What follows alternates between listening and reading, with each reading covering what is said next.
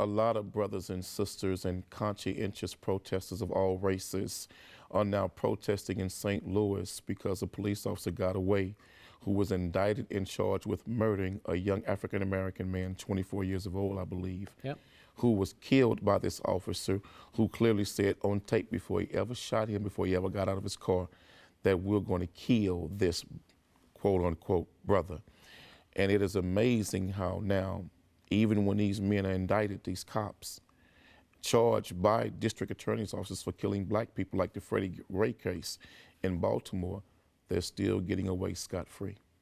Do you know how most cops lose their lives? It's through traffic accidents. This cop was in a high-speed chase with this person that would not pull over. Would not pull over. Most cops lose their lives in high-speed chases. This is the greatest thing that they fear. And here, you've got a high-speed chase. This guy would not pull over. Was he angry? Was he upset? Did he say some obscene things that no one would excuse? Absolutely, yes, he did. But he was found not guilty. When all the facts came out, he was found to be not guilty. And when you listen to the language that this man used, this officer, inexcusable, before he murdered this brother, says a whole lot about the mindset of many of these cops who are policing the black community.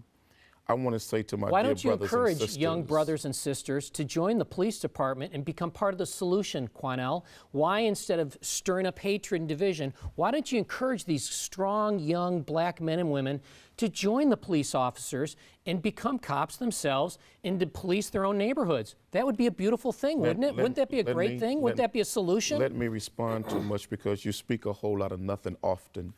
For the last 3 decades, we've had to encourage people to be part of the solution and not part of the problem. Police officers have joined these police departments, and many African-American police officers have been coming out for the last 30 years speaking about their blatant racist counterparts in these police departments. I'm going to tell the brothers and sisters something right now. These people are no longer really afraid of us protesting. They're no longer afraid of us gathering and tearing up a few small items in our own community where we have to live, because that's us hurting us in their eyes. That's right, it's foolish. Until we as black people collectively come together and make our minds up that we're going to treat them the same way they treat their enemies, then we'll get some resolution to this conflict. We as black folk got to deal with racist white cops the same way that they love dealing with us. That's the language you'll begin to understand. Where's the Quanell X in 2015 that did the live fire police training in Missouri City with the Missouri City Police that said, brothers, sisters, when a cop tells you to pull over, pull over. When a cop tells you to put your hands up, put your hands up. And I'm still that man right now. Hold on, watch your mouth. Let me speak to it. You raised the question, let me answer it. I sit here believing the same thing today. You should comply.